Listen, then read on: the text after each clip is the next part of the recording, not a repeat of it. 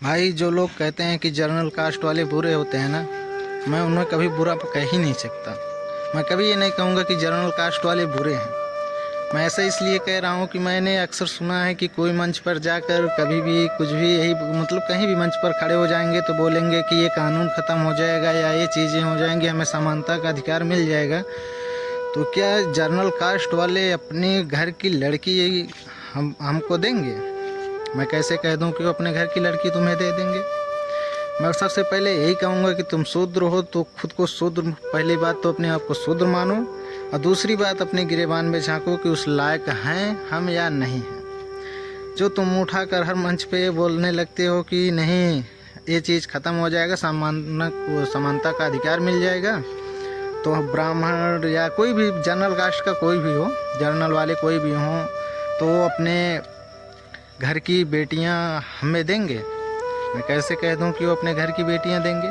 सबसे पहले तो तुम ये सोचो कि तुम क्या हो। तुम तो शूद्र तो एक शूद्र हो नहीं, तुम्हारे में कितनी सारी जातियां हैं। पहली बात तो अपने गांव समाज में मैंने ये चीज़ देखा है कि कोई लड़का हो या कोई लड़की हो, अगर वो अपने पेरेंट्स से ये बात कह दे, शुद्ध में ही बता रहा हूँ, अगर वो अपने पेरेंट्स में अपनी ये बात कह दे कि मुझे पास वाले लड़के से या पड़ोस वाले लड़की से कुछ भी एक दोस्त कोई भी हो, अगर वो दोनों कह दें कि नहीं मुझे इनसे शादी करना है, इनसे विवाह करना है, तो उनके पेरेंट्स क्या बोलेंगे पता है? सबसे पहले बात आएगी कि शुद्ध में ही कि हमारी कास्ट का नहीं है।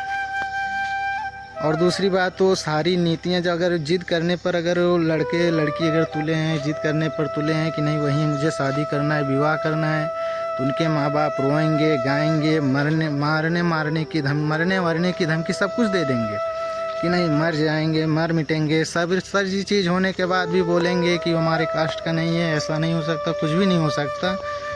फिर उसके बाद जब बात आती है कि सब कुछ हो जाने के बाद भी, सब कुछ बात होने के बाद भी जो अगर दोनों जिद पे ही हैं कि नहीं मुझे करना ही है, तो उनके माँ बाप पता है क्या बोलते हैं अगर वहाँ शादी विवाह हुआ तो शादी विवाह करो, ठीक है तुम करो, लेकिन उससे पहले हम ही मर जाएंगे, हम नहीं रहेंगे इस दुनिया में, और तुम करो अपना मन का जो करना हो। भाई जब तुम अपने ही शूद्र में होकर तुम अपने आप को बड़े जाति या बड़े कुछ भी को संबोधित करने लगते हो कि हम इनसे बड़ी जात के हैं, हम ऐसा नहीं कर सकते, हम ऐसा नहीं कर सकते, तो सोचो जब तुम्हारे अंदर खुद ही इतना जातिवादी कीड़ा भरा है, तो जनरल कास्ट वाले से तुम्हारा क्या अधिकार है कि उनका वो अपने घर की बेटियाँ दें? और उनको मांगने का क्या तुम्हारा अधिकार है? मैंने सुना है अपने पास पड़ोस में, गांव में, कहीं भी अक्सर मैं घूमता रहता हूँ तो ये देखा हूँ कि मैंने कई घरों में ऐसा सुना है कि अगर वहाँ की लड़की, चाहे वो शूद्री हो, चाहे वो चमार हो, पासी हो, धोबी हो या बर्मा हो, कोई भी हो, अगर बोल दे कि मुझे अदर कास्ट से शादी करना है, तो उनके पेरेंट्स बोलेंगे कि तुम लाओगे तो सबसे पहले तुम्हें घर में नहीं रखेंगे, और दूसरी बात हम उसके हाथ का बना खाना नहीं खाएंगे, हम पानी नहीं पिएंगे। अरे जब तुम्हारे अंदर खुद ही इतना कीड़े भरे हैं तो तुम जनरल कास्ट वालों की घर की लड़की लाकर क्या करोगे? और दूसरी बात, तुम्हें जनरल कास्ट वालों की लड़की इसलिए चाहिए कि भाई क्योंकि वो अब बड़े कास्ट या जनरल कास्ट से लड़की रहेगी तो तुम बेशक उसे सम्मान दोगे, सब कुछ दोगे, इसलिए नहीं कि तुम वो अपनी खुशी से सम्मान दे रहे हो, इसलिए दोगे कि वो बड़े जनरल वालों की लड़की है, इसलिए हमें वो सम्मान दें, इसको अच्छे से रखें अपने घर में, नहीं तो हमें आने वाले समय में या कुछ ही समय में हमारे साथ भी गलत कर सकते हैं कि हमारे बहन बेटी को ऐसे उनके साथ ऐसे कर रहे हैं, उनको सता रहे हैं, कुछ भी हो सकता है, इनके अंदर ये डर रहेगा। जब मैं कह रहा हूँ कि सबसे पहले तुम अपने आप को देखो, और जब तुम अपने आप को देखोगे तो तुम खुद ही पाओगे कि तुम शूद्र होकर भी शूद्र में नहीं रह रहे हो, तो तुम्हें क्या अधिकार है जनरल कास्ट वालों की लड़की से विवाह करना? उनसे मांगो कि हमें लड़कियां दो, या हम ये सब कानून ख़त्म कर देंगे तो अपनी बहन बेटियों का विवाह कर दोगे। भाई मैं क्यों कर दें? भाई मैं यही कहूँगा क्यों कर दें वो, और करें ही क्यों?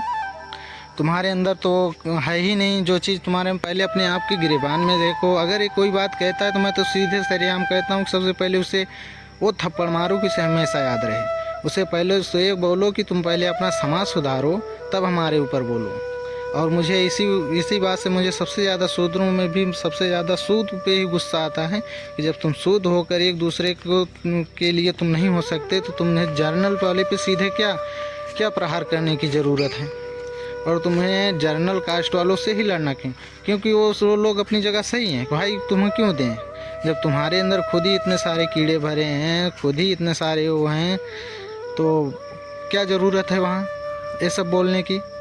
पहले खुद तो सुधरो। तुम दूसरों को सुधारने पर दूसरों को अपने खुद को सुधार नहीं रहे हो, तुम दूसरे के लिए दुनिया भर का ये सब कर रहे हो कि ऐसा है वैसा है। भाई मैं तो यही कहूँगा कि पहले अपने आप को देखो और अपने आप को देखो कि मैं कहाँ हूँ। जब तुम खुद नहीं शूद्र होकर एक दूसरे में बड़ी छोटी जातियाँ बना कर रखे हो, तुम अपने आप को नहीं संभाल सकते, तो तुम्हारा क्या अधिकार है कि जनरल कास्ट वालों से वो अपनी लड़की दें और ये दुनिया भर का कानून ख़त्म हो जाएगा, हम सम्मानित भी हो जाएंगे। ये सब तुम्हारा भूल है। तुम सबसे पहले पहले अपने आप को मानो कि मैं ये हूँ। नहीं तो अगर कोई ऐसा ही हर गांव में यही है कि कोई भी शूद्र में विवाह करना चाहता तो कर ही नहीं रहे हैं। उसके लिए मरने के लिए उसके हाथ का पानी नहीं पी रहे हैं, उसके हाथ का खाना नहीं खा रहे हैं, उसे घर में नहीं रहने देंगे। अगर वो लोग ज़बरदस्ती कर रहे हैं तो पेरेंट्स बोलेंगे हम मर जाएंगे। क्या है ये? पहले खुद सुधरो तब जर्नल वालों पर टिप्पणी करो, ठीक है।